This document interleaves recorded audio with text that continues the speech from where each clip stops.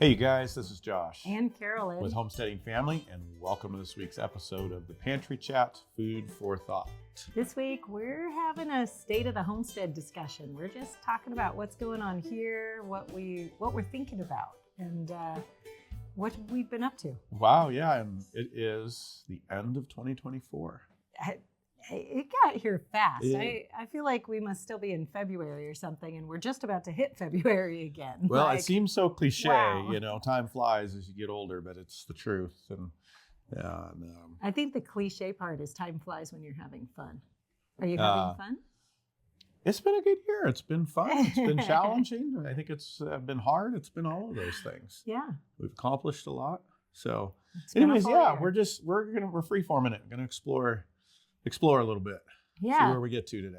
Sounds good. Come along for the ride. So because the whole episode is kind of chit chat about what's going on, I think we'll jump right into a question of the day. Sure. Does that sound good? Cool. Yep. Let's check it out here. I got one for you. Okay. From our friend Rose Felton. Rose, you've been hanging out a long time. Thanks for hanging out with us all these years. How to make fermented cranberry sauce. How to make fermented cranberry sauce. Rose says, I made your fermented cranberry sauce before Thanksgiving. After 2 days, I put it in the fridge. It tasted okay, but it didn't taste like it had been fermented. Also, I never saw any bubbles, so she's doing her investigative work.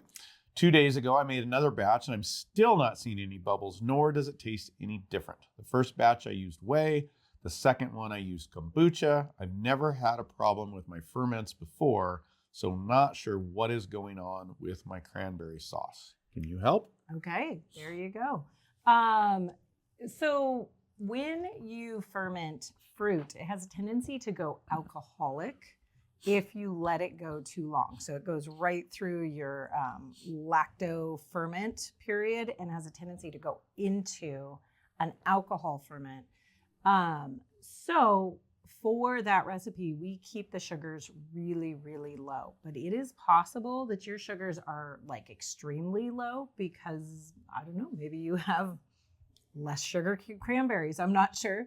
But you may want to just increase the sugar amount just a little bit, just to kick right at the beginning of fermentation, to kick that off a little bit. You should be seeing something that would be, while I wouldn't expect to see full-on bubbles until you got well into an alcoholic stage probably, I would expect something like a little foaminess on the top, and it usually does have a pretty good tang, fermented tang flavor. And it's better when you get the tang too. It is. It's really good. Yeah. It's really good. But usually we save sweetening it until right before we serve it. Otherwise, you end up with alcohol.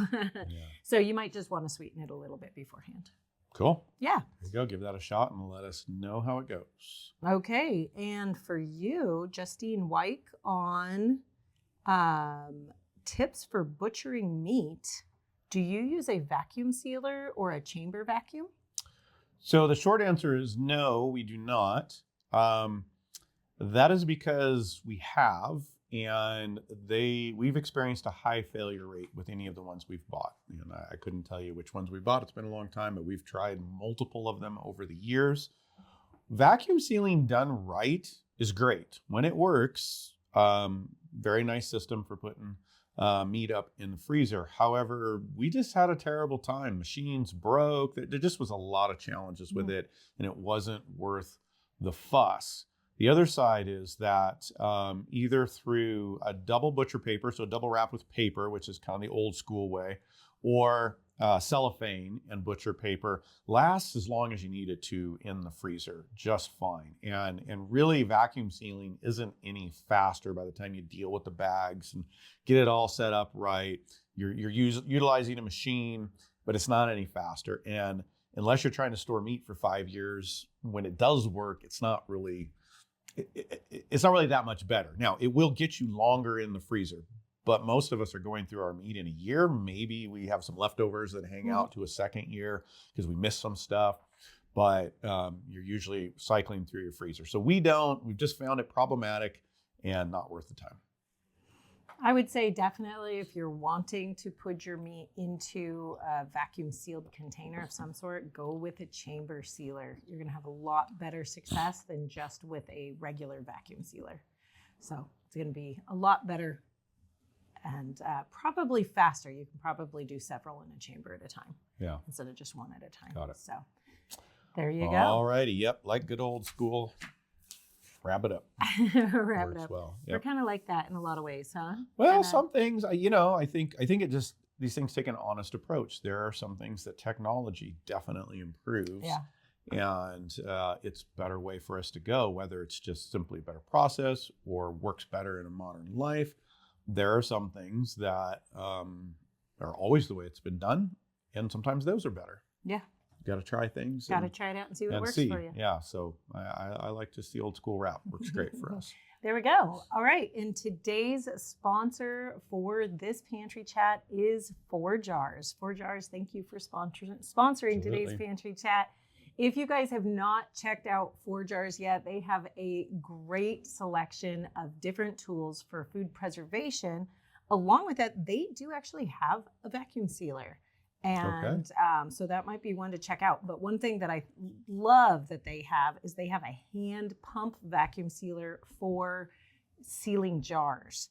I just love that. It is such a great thing to have a backup for if, most of the small handheld vacuum sealers for jars, They're battery operated. they're or battery electric. operated. And half the time you go to use them and they've been sitting in your drawer or something for, a few months, and you go pull them out to use them and then they're dead. And then where's the battery? And then where's the battery that I got to charge it? on. Where's the cord? And I got to charge it. So I just love having this backup of this really simple hand pump. I don't know. That thing just tickles me. That makes me happy. And I have a couple of them laying around and I pull them out and use them. So I really like that. So you should check those out. But they also have things like kitchen timers and jar openers, all sorts of great stuff. So you'll want to check them out. And use the code Homesteading Family 10 to get 10% off of your order. Ooh, And yay. I want to say redundancy is always a good idea. Mhm. It's great to have modern tools like we were just talking about that help us get things done. Yeah. But they fail, they break, the power goes out. Lots of things can happen. And I mean, that's the case modern or not. So having then a simple backup, that's just as part of your plan, homesteading plan across all kinds of areas, a good strategy. Have that kind of redundancy. And I really like having, especially for these modern tools, I really like having that redundancy in kind of the off-grid method. Exactly. So I think that's what that hand pump to me, like, it makes me excited because it's like I can, without any fuss, without any technology, I can reseal a jar of freeze-dried food. Right. And so that may not be the thing that I grab for every time I want to put up all of my freeze-dried food. In fact, it's not the thing I'm going to grab for. I want the easy modern version, but it's just nice to have that, doesn't need any technology backup. It doesn't fail. Well, it's because important. It doesn't fail. Yeah. I think not only is it nice, it's just important because of that. It is simple. Yeah. Other things do fail, the more complex systems are. So again, the more complex a tool or a machine is, the more likely it's to fail. And so having those backups is really, really valuable. Yeah. And especially we were just talking about this morning, some folks we know having power outages just because they're in the high fire areas. I mean, we're going to see this more and more where even if you're on grid, you're used to just flicking the switch all the time. Powers, they're going to shut it out preemptively. There's lots of different things coming that are going to happen. And so having those backup tools are very, very important. Yeah. Yeah. Good thought. Good. Yeah. All right. All right. Well, we're off script. Here we We've gone go. through all of our notes already. Well, So what have you been up to? Oh, man. I'm actually feeling a little chill as far as the homestead goes. Kind of getting into that reflective mode. Actually waiting for the snow to settle. I like it when we start to get the snow and everything kind of gets quiet and it slows down. And that usually happens before Christmas. We do have snow on the ground right now, but I think right now you'd call it ice. We have more snow on the ground than we usually do. Usually, we get a snow in November, it melts by Thanksgiving, and then we're without snow or just a little until about now. And it starts coming on. But we're at least 3 weeks with snow on the ground. Yeah. But it's icy and hard. And so it's actually going to be a little longer winter because we got snow coming. Yeah. We're going to go right into it. So Yay. anyways, yeah, it's just starting to get into that reflective part of the year, chores outside, 20 minutes for 3 of us, feed and water the animals in the barn and get the wood shavings in. And when there's not problems, but thankfully the barn, all the work we've done in there is paying off, and that's not where our problems are. So just kind of getting in the mode, looking back at 2024 and starting to think. I've got out some books on root crop storage and growing and companion planting, wanting to upgrade a few things we're doing in the garden next year. So starting to have those kind of thoughts. Okay. Hey, did I tell you Rachel has agreed to lead in the garden next year? Oh, our to oldest take lead. daughter, Rachel. She likes the garden. She's worked in it for many, many years, and she has led. She's led interns in there, but nice. usually with my, under my direction. And I've said, hey, we got so much going on. I could really use a lead in the garden, and I'll work with you, guide you, but you take a little more responsibility for exciting. it. And that's cool. Yeah, so we're going to be working on kind of maintaining our production, but getting back to a little more companion planting, even in our rows. And we've done companion planting, but we about have to work at a market garden level and focus on production. And so it gets hard to focus on that, maintain production. So one of my goals this next year is to do a little bit more of both and still incorporate into our market garden rows. And again, market garden, that's the style we're using because we're feeding, 15 to 20 people a day. And keeping the production up while still getting some of the benefits of companion planting. So we're going to tackle that together. Oh, good. So yeah, starting to think about things like that and move in. If you guys have been following us for a while, you'll know that for us, January is usually like really planning month for the year. We sit down, we plan our projects. Hopefully there won't be any this year. That is the plan for projects as we're taking our kind of rest year. No major projects. We still have to define. Do you hear the qualification already? No, well, you're going to be asking. What is it? You already have. So what is a project? What does a project mean here? I've already got my projects listed out. So yeah, but it's kind of, we're looking at moving into the season where we're looking at planning the garden, planning the livestock stuff, because we're still doing all of that this next year. Planning what constitutes as a project we don't do in a rest year, and what is a, project that we do. We're both doers. So both of us have projects that are really fulfilling and encouraging and maybe fueling for us. So I think I'd go crazy if I was like, no, I just do nothing on all my downtime. That would not be a nice year for me. So, so we will have projects. They'll just be non-stress projects. Right. How's that? Yeah. Less capital investment, less labor investment, less time investment, being able to maybe no deadlines. Definitely deadlines, and me and maybe we're doing it here and now, defining what a project is, not having deadlines other than normal homesteading stuff. You got to get the garden in, right? You gotta you gotta do XYZ of the normal flow, but things that definitely contractors, less management, things like that. But I'm glad to hear. I like the idea of projects that are fulfilling and don't have a time deadline, can go at them as you feel like going at them. Some of those things will be nice. Yeah. But that's also going to fill some of that time with a few extra family things as well. I think. Exciting. A few more Saturdays, a few more outings, hopefully. Yeah.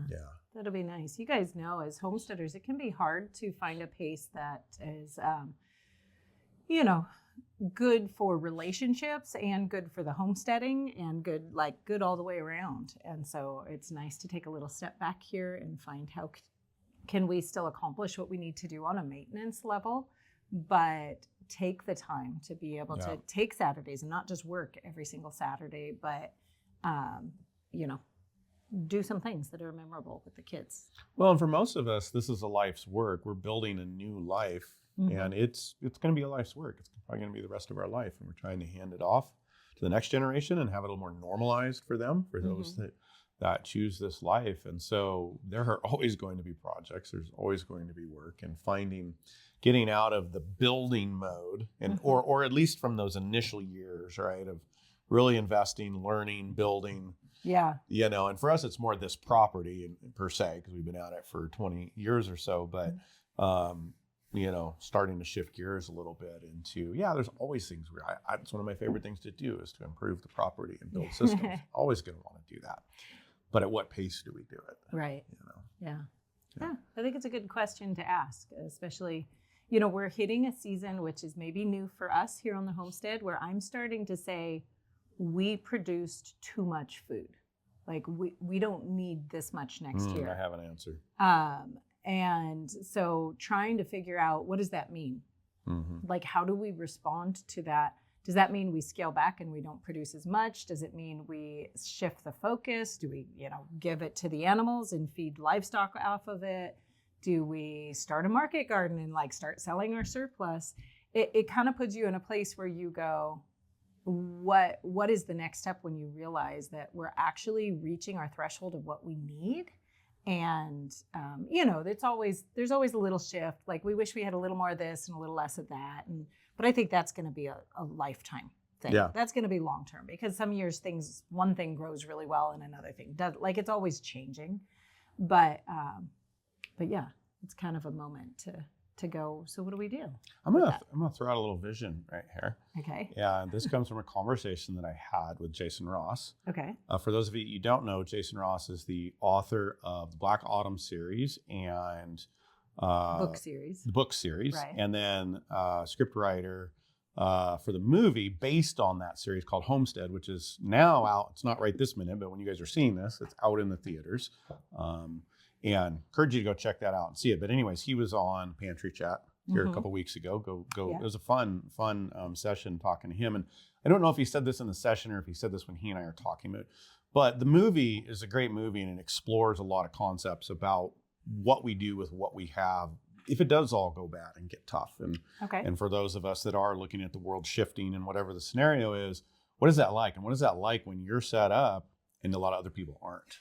And how do we deal with that? Yeah. And he made a phrase that I told him, I'm gonna run with this in our own life and share the thought. And it's beyond preparing. And the phrase was prepare to share. Prepare to share. Okay. And a lot of us are focused on, in our homesteading life, a lot of us wouldn't maybe call ourselves preppers. We are preparing. We do need to be prepared, not in the prepping sense, but in the living prepared sense. We talk a lot about community, we talk about a lot family and a lot of things, but we're still living a life often that we're preparing for ourselves and our people. And that tapped into something for me that I've wanted to do. And we've seen the movie, we got to see a rough cut of it.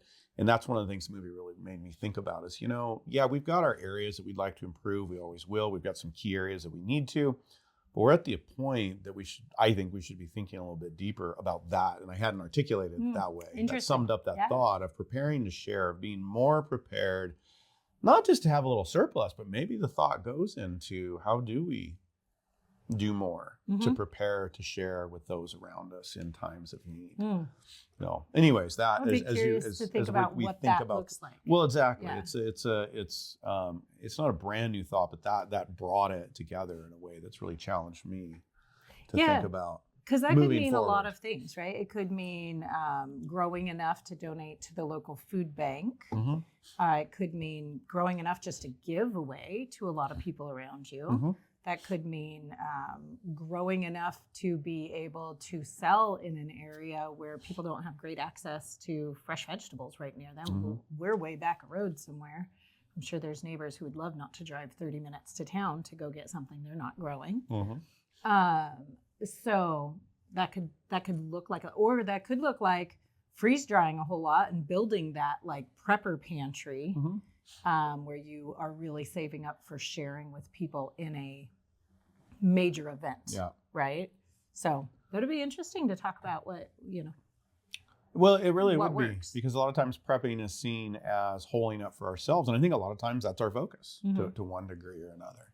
And, should we be doing more? Should we be thinking deeper than that as we're able? Yeah. I think that's a good idea. Yeah. So It's anyways, a great good, just good thought on that. What do you Yeah. do when you get to the place of surplus? You Yeah. know?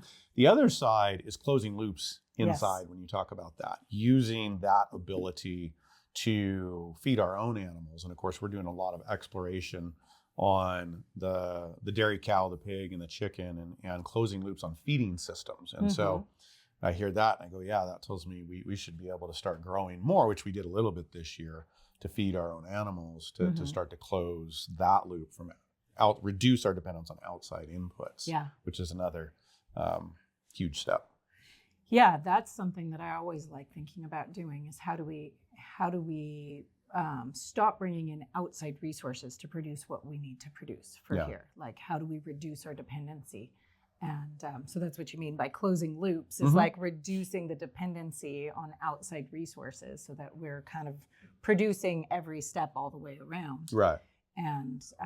And yeah, we were laughing the other day. We were going through all the pumpkins that we have in storage because we grew a lot of winter squash and pumpkins this year. And we immediately fed pigs off of some of them. And some of them we've stashed and stored, and we keep cooking them and eating them ourselves. But, you know, with all pantry management, we're going through those. You know, at this point, we're about to have to start going through them probably every week, maybe every 2 weeks.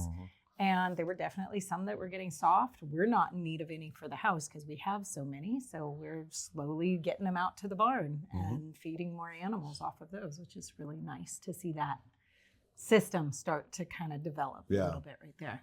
Really is. And that's just surplus, using extra space. And I looked around, if we got started this year, and we're already talking about more next year, but there's so many spaces where things like squash grow great. Just grow. Sunflowers. I mean, you know, that's a whole nother conversation, but a lot we could be doing just to feed our own animals at this point. That's and good. Reduce the outside feed costs. Yeah, I like that. Good. Yeah. Well, what's on anything particular on your mind? What are you up to? You kind of got on a trail there. Yeah. You know, it's kind of same thing for winter. We're at the spot where it's kind of a slowdown. We're really focused on school inside the house right now, homeschooling, getting through a lot of that. We have, that kind of really becomes the main focus. We're doing some organization of different areas of the house, you know, all growing season long. Things just kind of get tossed places. And then we get to winter and we're like, okay, we now have the space and the time to go ahead and clean that up and get it reorganized and make better use of our spaces. So we're starting a little bit of that. For me, a lot of my energy right now is actually going still into this detox that we've been doing. Does it talk about looking back on the year? I started my detox on May 1st. Because I had to wean the baby before I could start doing any detoxing. And so I had a date on the calendar, and I wanted to start it at the beginning of a month so I could kind of track this. And originally the thought had been it would be about a 4-month process to get through the detox. Yep. Well, here we are at the end of December, and I'm still getting through my detox. I might be very close here. In fact, I have my next lab test in hand. But when I went off of all of the herbal protocol for the detox to go ahead, you have to go off of it for several days before you can take your lab tests. Otherwise you're getting, you know, weird numbers that don't hold true. And so when I went to go off of that, all of a sudden I had a skin rash develop, a staph infection. And so they think that it's a direct tie to going off of everything on the detox, all the herbal stuff, that was holding that in check. But part of what I've been doing on the detox is getting my gut back in order. And so it's like we've been getting rid of all sorts of bad bacteria and trying to repopulate good bacteria and all that. So my body's gone through a lot in this last year. And I think just coming off of those herbs that was keeping it in check, my body was like, blah, and, you know, had a moment here.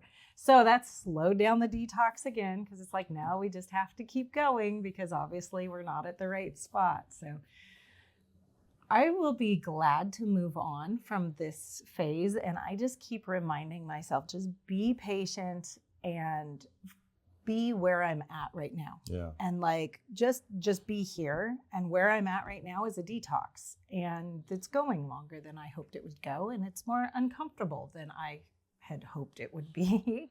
But that's where I'm at. And that's the best path forward for me, for my health at the moment. So anyways, I think we're getting close. I think we're almost at the end here, but for me at least, but it has been quite a journey. And then we go to a phase of like rehealing the cells, balancing the hormones, making sure the gut's in great order, like kind of the now that we've got all the bad stuff out, like make sure all the right good stuff is building there, up, like building build your it back body. up. Yeah. So that's the next phase for me, but I'm looking forward to kind of wrapping up this part of my health journey. How about you? Yeah, How are you doing? it's been a long haul. Yeah. I can't remember when I started. It was back in there somewhere. Yeah. And I've had to go on and off of it several times due to lung issues and just That kind of getting sick. aggravates lung Well, issues. and while, you know, if any of you have been following this story, it's kind of centered around glyphosate, but we both had other issues, and I had some other toxicities besides glyphosate, some other herbicides, but I had a lot of molds and some past molds that I probably ingested in my lungs. I've had chronic lung issues for 30 years, and a lot of molds that were ingested either in you know, residential environments or construction, different things. And so that comes out in the lungs as you're detoxing it. So I've had it where I've gotten really sick. My lungs, I've had to go off the detox, just try to get better, because when that stuff settles in, I mean, it'll take weeks and weeks for me. Yeah. But I've been through a couple runs of those, and then the tiredness for me has been the other side. I've been you've had a lot of challenging, outworking physical things that just have been rough, and for me, it's been either the lungs or just like so dragging, tired that I'm nearly depressed. That it just is hard and hard to keep going, and so. I'm actually checking in here in a couple days. Oh. And to see what they say, and hopefully stopping. With our doctor. Yeah, with the doctor on the detox to see if it's time to stop, and then go through that cleaning out, and then do a test. So I think both of us are hopefully not too far. Sounds like you might be a little further out. I don't know. I can't. You know, I don't really know. I haven't had like the skin things or the things that show that it's coming out. Right. It's just been lungs, which is something I get anyways. This just seemed worse this year. Yeah. For not traveling much. So anyways, yeah, it's been a journey for sure. And I'm glad we're on it. And I hope to see good results, because I don't want to do another year of this. No. Yeah. This has been challenging, definitely. But you know, I keep saying it's way less challenging than the health problems I was probably nearing having at the level of toxins that I had in my body. So this is easy compared to some of those journeys and what that could have looked like. Well, and over time, left unaddressed, those things do get worse. They do. You know. Yeah, and the longer the glyphosate sits in your body, the longer your body's dealing with the molds or whatever it is. It's a fight for your body, even if you're going along fairly normally. And so it's going to make you, more susceptible. And of course, if you're continuing to take those things in, we think most of what we've had to deal with, we're not continuing to take in, and we've mitigated a few things. And we've talked about that in some other podcasts we can link to, but that still, over time can result as you age in other issues. So it's definitely worth the journey. You have to remember that. Yeah, have to remember that. Yeah. I am so thankful for the doctor we've been working with, because she has guided many, many people through this process. So she's like, this is okay. This is normal. Let's back off this herbal thing. Let's increase this thing for support of your body, and has helped to play with that. So if any of you guys are thinking about going through a detox of any sort, we'll make sure we leave her information down in the show notes for you. I know we've gotten asked many times for that. Her name is Dr. Tori Thompson, and she works out of Austin, Texas, but she does all telehealth stuff. So you can call from wherever, and she'll work with you. Online. She said she's even worked with people out of the country. So, cool. So that's really cool. Well, I know we don't have a lot of time left. Okay. I want to do two things. Okay. A big moment or accomplishment or something from 2024 that's a win. Okay. That's just a highlight. That's like, this was good. Okay. Just one thing? Well, I want A couple to of look forward for a moment Okay. too. So just so we can keep it doable in Okay. time. For me is probably publishing my freeze drying book. Yeah. I wrote and published a freeze drying book this year, and that was a very new experience for me to write something that was traditionally published, and really neat. Actually, it's been kind of a cool experience. I've had my ups and downs with it. I had my moments of like, oh my gosh, what did I just get myself into? Yeah. But in general, that's been a really cool experience, and I'm really happy with the finished product. Yeah. So that's pretty neat. A huge milestone. I think another one for me is making more space in my schedule this year, that I've been able to spend more time outside, which is really nice. Especially winter for me can be a hard time to get out. We're homeschooling, we're like everybody's home, everybody's, kind of focused in the house. So I feel like that's where I need to be. And, I think like most of us, I just feel better being outside for a little bit of the day. In fact, I'm reading a book right now. It's called The Last Child in the Woods. And it's proven you do better if you spend time outside and in the woods, like just even stress response.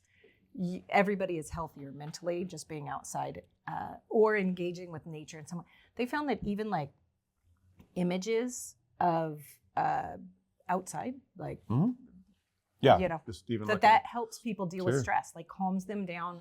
Unlike any drug that they have, unlike anything else, if they put them in front of a screen with nature scenes in front of it, people calm down. And it's kind of crazy. I mean, even more powerful if you actually go outside. I think it's how we're made. I think it's a real testament to how we were created and the environment we were intended to be in originally. Yeah. And we still long for that, and because it's healthy and it's good. One thing on the homestead. Oh, one thing on the homestead particularly. Oh my gosh, it all feels kind of like a win. When we end the harvest season and we have enough food that I'm like, I think we have more food than we need. That to me is always a win. Yeah. That's like we accomplished what we set out to accomplish. So this year especially so, I'm seeing that surplus and going, I think we have more than we need. And that feels like something we've been working towards for a really long time. Yeah. So, yeah. Good. Yeah, so that's for me. What about for you? Homestead wise, I think it's the culmination of the barn project that we've been working on for 6 years. And while there's still a few things to do, it has rounded out into that vision that, for us with heavy winters and a lot of animals, we've got systems that work. Yeah. And that help us lean into winter being a little more restful. Less time fighting the ice, fighting the snow, fighting the muck. Nice. And so that's a big win that's hit a place that is in maintenance mode. And, there's a few things to do in the coming years, but it's minor. So that's a big win on the homestead. I think the other one that I know you would agree with is the birth of our first grandchild. Oh, yes. That's a big our one. granddaughter. So just in life, just it's a new phase for us to be grandparents. Yes. And it's like a crown, right? Isn't that what we have there? That's cool. So it's a new phase of life and a celebration of the beginning of the next generation. Yeah, that's exciting. A lot of beauty and excitement in that. Oh, that's exciting. So 2025. What is one or two things you're looking forward to in 2025? I don't know. I guess I'm entering a year with fewer projects with a little trepidation because I like projects. I like doing things and I like seeing them get done. And so I'm excited about the idea of a slower pace, but at the same time, I'm a little like, is that just going to mean I'm going to not be able to do a lot of the things that I really want to do? Like, sure. So yeah, one thing I really am excited about though is continuing our family work on building the cabin. Yeah. Hopefully that's a ongoing project that is a non-stressor project, because For this Oh, I last think year, so. we've been taking a Saturday a month and working on clearing the land with the kids in a kind of corner of the property. And It was forested. that was totally forested, and we're working on towards building a cabin. We didn't get as far as Okay. we thought this year because clearing the land We're was a lot still more clearing work the and land. accumulating the logs that we need to build the cabin. So it's a taken more slow than we thought. process, but it's been fun getting Yeah. to work with all of us together on something that's kind of for the family and Yeah. for a good time. So I look forward to that. Good. What about you? I think, I think you highlight the need to define. We need to define clearly what projects are not, Yeah. because yes, there's things we want to do. Yeah. The cabin being one that there's no time pressure. There's Yeah. very little expense. It's something of enjoyment. That's a project that's different than, in addition to the bathroom that disrupts life and has contractors in the house and pushes the budget and all those things. So Right. I think we're realizing, and for you particularly, we need to define that so that Yeah. there are things that we can go, no, this is doable. This is good. This Yeah. is healthy. For me, I'm looking forward to, I think the two things I think about, one is the pace in our homesteading life of soaking in a little more. It's gotten very busy. It's gotten very, with getting this property going, with getting School of Traditional Skills going, with just Yeah. the busyness of our life. I've not been immersed in the learning and the soaking into the garden or the pasture or some of the animal projects, as much as I would like. And so I'm looking forward to a different pace there and finding some enjoyment in that and just being able to research, to learn, to experiment, work with other people on Yeah. that, just kind of core homesteading level. Yeah. Because all the projects are out of the way. So that what we're already doing can be immersed in a little bit, not just like got to get it done because I got to go on to the next thing. So that would be one. It reminds me, somebody that I really respect once told me that it's hard to find joy when you're overwhelmed or when you're too busy. Yeah. It's just you don't have the time to slow down and have that gratitude for what you do have. Yeah. Like you're kind of like, okay, on to the next thing, Yeah. So I Yeah. can see that. That's a good Yeah, thought. I've got a microscope that you bought me several years ago because I love studying the soil that I haven't even gotten to use. Yeah. So hoping things like that to just slow down a little bit and immerse at a level some of the areas that just haven't gotten to because there hasn't been time to do Yeah. that kind of research and experimentation. So That's that's good. one. The other one is enjoying, and I think Saturdays in this, but just our family hopefully getting to hike, to just hike's the one that comes to mind right at this moment, but to do a few more of those things and to play a little, that pace will allow that Oh, that's a good. little bit more. So those are two of the things I'm looking forward to. No, I like that. That sounds good. Yeah. All right, you guys. Well, I hope you are looking forward to a really great year coming up. And we actually are going to be doing another pantry chat right here at the beginning of the year that is really interesting. So I'm just going to give a little teaser for that. And that is, we're going to be talking about this kind of rumbling that's going on in the homesteading world about, is homesteading easy? We're starting to hear people are like, what was the article we heard about the other day? I'm quitting homesteading because they lied to me and said it was easy. And we're going to be talking about that. So get your thoughts together on homesteading and whether that's easy. And the other thing that I didn't say anything about that I was supposed to say something about is that we've got the whole crash course coming up. Oh. Right starting on January 6th, I am doing a free 5-day training where we're going to be doing like live for 5 days for 4 hours each day, where we're really going to be diving in on how to homestead anywhere.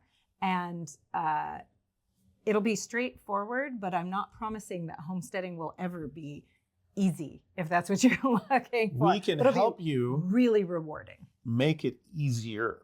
Definitely. And But simpler. anybody that thinks it's easy, it definitely has a misconception. Might be in the wrong place. Yeah. So anyways. Cool. So we'll leave a link for you guys if you want to join the free crash course. We'll leave a link in the show notes and hope to see you there, and we'll see you real soon. Have a wonderful new year, and we will see you in 2025. Okay. Goodbye. Goodbye.